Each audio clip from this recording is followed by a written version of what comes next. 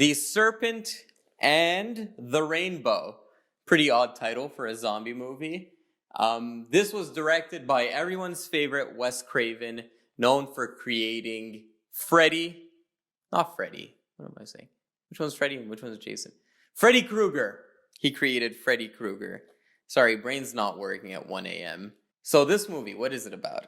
A pharmaceutical company discovers that a Haitian tribe is able to bring people back from the dead. So they send a Harvard medical student to go investigate it, find out the recipe, find the molecule, bring it back home to America, and that way they can sell multiple medications and make billions and billions of dollars. Yeah, it's Big Pharma. Yeah. If zombies existed, fuck yeah, Big Pharma would try to copy that shit. I thought this movie was fantastic. This was a blast. Movie stars Bill Pullman, which, you know what? This is gonna sound stupid of me.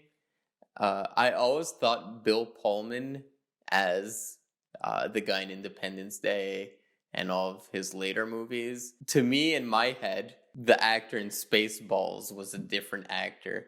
But it turns out they were the same person this whole time. And this whole time I thought it was two different actors. Yeah, that was not my best move in life. But I'm just a schlub in a garage, you know? Positives with the movie. This movie is really... it's Wes Craven just being Wes Craven. It's really fun to watch. A lot of nightmare sequences like we see in Nightmare on Elm Street. It was just an overall blast to watch. Right from the get-go, when you hear these pharmaceutical people talk, they talk and there's like a satirical edge to it. One of the guys says, 40 to 50,000 lives can be saved in the US, and if properly marketed, internationally. So just a couple of great lines like that. The first dream sequence we see is really frightening, the one with the bride. And the zombies in this movie are really gross to watch.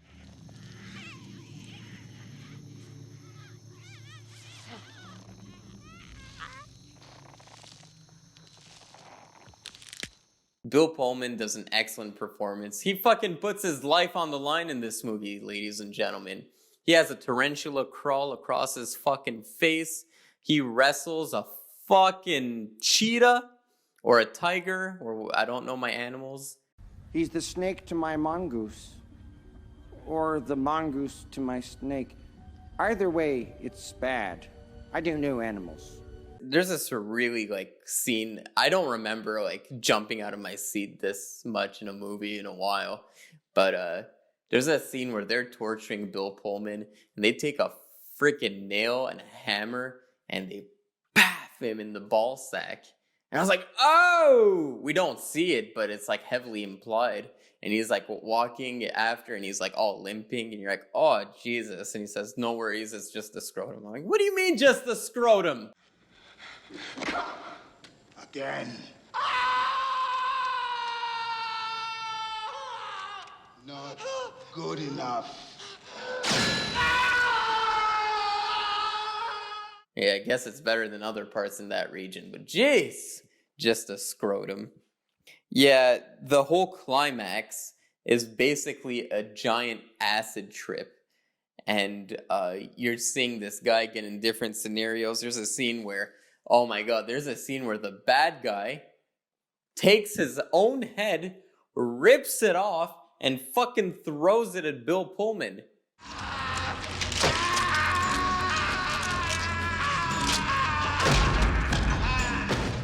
It was fucking crazy, the end of this movie. Why haven't I heard of this movie before Zombie-thon? I've never heard of this movie, never heard anyone talk about this. This movie is amazing.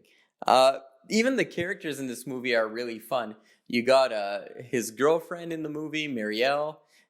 And my favorite character in this movie was the guy who actually makes the zombie potion.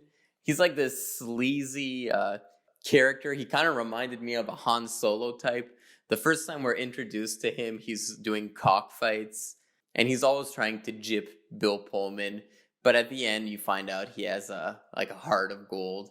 And it was just an overall fun character to watch. All the characters in this are really fun to watch. The antagonists are really cartoonish. They're villainous, they're creepy, they're threatening. It's everything you want in a horror movie. I talked about in the movie Dead and Buried how it felt good to watch a zombie movie with a slower pace. Even though I'm talking about all these crazy scenes, this movie does have a slower pace to it. And it has this overall theme of like the conflict between like science and spirituality, and how like American and North American culture can't really understand the spiritual side of things. It was a really cool movie to watch, and it is a slower movie, but unlike Dead and Buried, this one I had no idea where the story was going. It could have went in any direction at any given moment. Negatives with the movie, there's a part that did sag a bit in the movie, but it was very slight. I felt like the narration at the beginning of the movie was unnecessary. This is one of the poorest countries in the world. It has revolution in the air. It's got a ruthless dictator in the palace. So I had expected a certain sense of oppression. But what I hadn't expected was that the dark presence from the Amazon would instantly come over me here. For the first half of the film, most of the scares are in dream sequences, which is fine because the movie is playing on that fear of your mind. It's more of a psychological horror movie than an actual threat horror movie. It does feel a little intangible for the first half of the movie. Then the scares start really picking up in the second half. But I don't even think this movie is going for a straight horror movie vibe. It's more of a drama suspense with some horror in it. Other negatives, for the most part, all the special effects were good. This movie was really reminiscent of Nightmare on Elm Street, what they would do with the special effects there. Like stuff like arms popping out. And it kind of reminded me of the scene in Nightmare on Elm Street of Freddy's glove coming out of the bathtub. A lot of similar imagery to Nightmare on Elm Street. The visual effects that didn't work were usually the ones that are computer generated, like projections, rear projections, stuff like that. Those didn't really work, and they still stand out. For the most part, the visual effects are really good. I'm just really nitpicking here. But overall, I really like this movie. It was a lot of fun.